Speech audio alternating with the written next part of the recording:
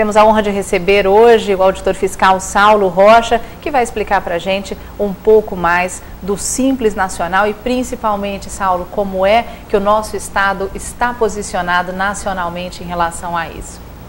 Bom, o Simples Nacional é um sistema que veio a atender a Constituição Federal, que manda você tratar diferenciadamente e mais favoravelmente o pequeno contribuinte. Então, isso é um mandamento constitucional que já vinha sendo realizado individualmente antes de 2007 por todos os estados, inclusive pela União.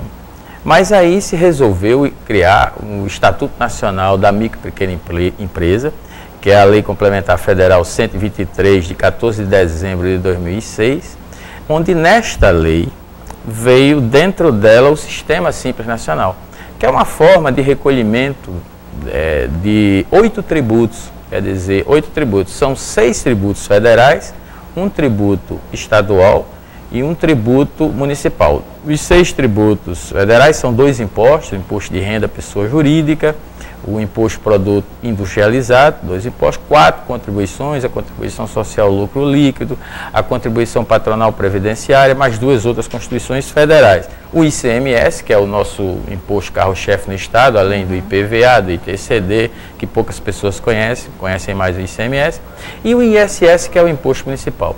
Esses tributos, todos eles englobados numa cesta, que a gente chama de cesta de tributos, são tributados todas as vezes que uma empresa inscrita no Simples Nacional, ela fatura, ela vende, sobre aquele faturamento incide uma carga de tributos que vai repartir, de acordo com o percentual de cada tributo dentro do Simples Nacional, vai repartir para os estados, para o município, ou os municípios, e para a União, que é quem fica com a maior parte, inclusive. E como é que o Simples vem se comportando no nosso Estado? Como é que ele vem sendo encarado pelos empresários, acompanhado e assistido pelo nosso Estado? Bom, primeiro nós tivemos uma fase inicial que a gente chama de preparação, preparatória, eu chamo até de pré-simples, porque foi uma fase em que a lei foi publicada em 14 de dezembro de 2006, mas o Simples não entrou em vigor nessa época. O Simples entrou em vigor a partir de 1º de julho de 2007. Muito bem. Até 2009, mais ou menos, o Estado do Rio Grande do Norte se preocupou apenas com a questão da legislação. Como todos os outros estados, estávamos desenvolvendo a regulamentação da grande lei, que ela é feita através do Comitê Gestor do Simples Nacional, acompanhado pela sua Secretaria Executiva.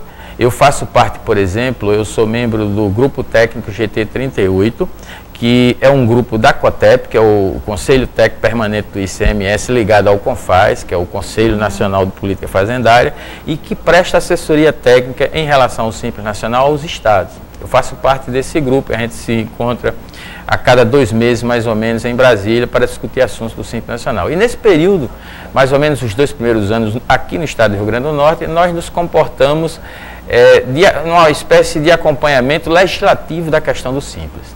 Mas aí, quando foi já no final, meados de 2009, mais ou menos, perguntas como do tipo: quantos contribuintes existem no Simples Nacional dentro do Estado? Quanto eles estão recolhendo? Quantos estão deixando de recolher? Perguntas dessa natureza, nós que vimos fazendo apenas um acompanhamento legislativo, não tínhamos condições de responder.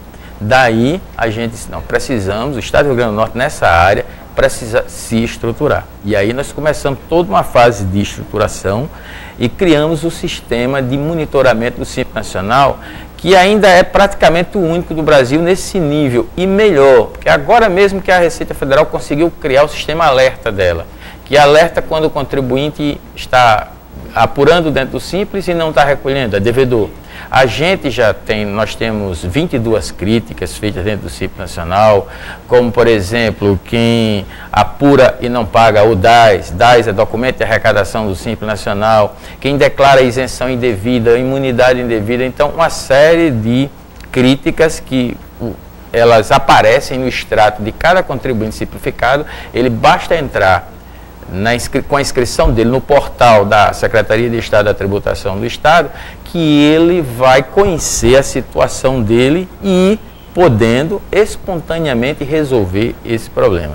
Então, essa forma de acompanhamento, ao nosso ver, ela foi muito boa para a Secretaria, que acompanha o efetivo recolhimento ou não do o comportamento do simplificado, e para o contribuinte que sabe da sua situação sem que precise ser notificado, né? Hoje nós temos em torno de 73 mil contribuintes simplificados inscritos no Estado, isso entre simples propriamente dito e microempreendedor individual, em torno de 43 mil simplificados, mais 30 e tantos mil do MEI, somando 70 e poucos mil contribuintes, que corresponde mais ou menos a 81% do total de contribuintes do Estado. Isso é extremamente relevante. É relevante, inclusive politicamente, apesar deste bolo de contribuintes não responder, vamos dizer assim, diretamente pela maior parte do ICMS. Esse bolo de contribuintes, que são os pequenos, tem uma participação direta na arrecadação do Estado em torno de 6 a 7%, uma participação direta. Agora, tem a participação indireta que nunca é medida. Por exemplo, quando compra produto sujeito à substituição tributária, quem fica como grande recolhedor do imposto é o grande que vende ao pequeno. Mas deixa que o grande está recolhendo o tributo que era do pequeno, que não está sendo contabilizado para o pequeno, mas está sendo contabilizado na conta gráfica do imposto do grande, e o grande fica como grande recolhedor, deixa que ele recolheu dos pequenos. Entendeu? Saulo, só para terminar, eu queria que o senhor fizesse uma avaliação desses 7 anos de Simples Nacional. Como o senhor encara o Simples Nacional no nosso estado? Estamos bem posicionados? Sim, estamos bem posicionados em termos de arrecadação, sim. Inclusive, sobre isso, houve um seminário nacional recentemente, promovido pela Rede Sim, onde teve a participação de importantes segmentos da sociedade, associação de empresas, SEBRAE, quer dizer, a Secretaria, o Governo do Estado, a Secretaria de Estado da Tributação. Esse seminário sobre Simples Nacional aconteceu na Escola do Governo. E lá, por exemplo, o Dr. Silas Santiago, que é o secretário executivo do Comitê Gestor do Simples Nacional, ele, na palestra dele, ele apresentou o Rio Grande do Norte com a maior eficiência arrecadatória em relação ao Simples Nacional, com um aumento de 2008 para cá, um incremento na receita em relação ao simplificado de 170%, onde a média nacional é em torno de 40%. No Brasil, a gente está, se pegarmos de 2007 para cá, em termos de percentual de arrecadação, em segundo lugar. E isso fez com que, equivocadamente, o SEBRAE divulgasse uma nota no jornal dizendo que o Simples Nacional no estado do Rio Grande do Norte tinha a maior carga tributária do Brasil. E eu quero deixar aqui bem claro que isso não é verdade, porque a lei que rege os simplificados no Rio Grande do Norte e no Brasil inteiro é uma só, é uma lei complementar federal, cuja carga tributária, que é definida para recolhimento das empresas, é uma só para todo o Brasil. Essa porcentagem é igual para todo mundo. Nós não temos culpa se a fiscalização está sendo mais eficiente no Rio Grande do Norte desse jeito em acompanhar o recolhimento dos seus pequenos contribuintes. Que bom que seja assim. Que bom que seja assim. Para complementar, o Simples Nacional, ele tem, no caso do Rio Grande do Norte, que participa com o ICMS, ele tem algumas dificuldades para o contribuinte. Por quê? Porque o ICMS, por matriz constitucional, por natureza constitucional, ele é um imposto não cumulativo. O que quer dizer isso? Ele é um imposto que tudo que você vende ou que você compra, você abate através de crédito fiscal das vendas o que você compra. E isso, por exemplo, se eu sou um contribuinte e você é também contribuinte e eu vendo para você, eu pago ICMS porque é circulação de mercadoria. Mas você exige de mim que eu transfira crédito fiscal dessa venda que eu fiz para você. No Simples Nacional não é possível fazer essa transferência na matriz constitucional do ICMS, a não ser no percentual que o simplificado paga dentro. Isso cria uma dificuldade, uma das grandes dificuldades. Outra grande dificuldade que eu quero citar aqui, que talvez até seja responsável pela diminuição da carga tributária medida dentro do Simples Nacional em outros estados, como por exemplo o estado de São Paulo, é a questão da substituição tributária.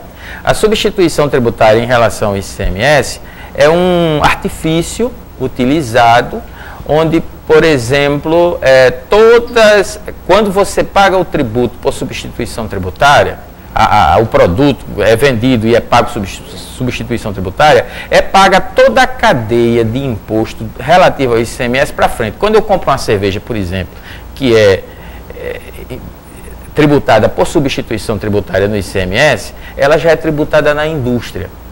Toda a carga tributária para frente é feito um percentual agregado. Então, por exemplo, a substituição tributária foi colocada na Lei 123 como tributada por fora do Simples Nacional. Isso significa dizer que todos os produtos sujeitos à substituição tributária não são tributados dentro do Simples, mas por fora, pela regra normal, por fora do Simples Nacional. O que é que São Paulo fez? Colocou quase todos os seus produtos dentro da substituição tributária. Pouco se tributa por dentro do Simples Nacional. Daí uma carga tributária tão pequena para o simplificado dentro do Simples. Mas isso não quer dizer que ele não esteja pagando imposto. Aliás, ele está pagando mais do que até mais do que no Rio Grande do Norte, porque está pagando pela sistemática normal. Sem dúvida. Que bom poder falar sobre isso, esclarecer tantas dúvidas. Obrigada pela sua participação, Saulo. Se a gente pudesse, a gente ficaria aqui muito mais tempo, porque é um assunto que não se esgota realmente. É muito bom, é gratificante e foi um prazer estar aqui com você.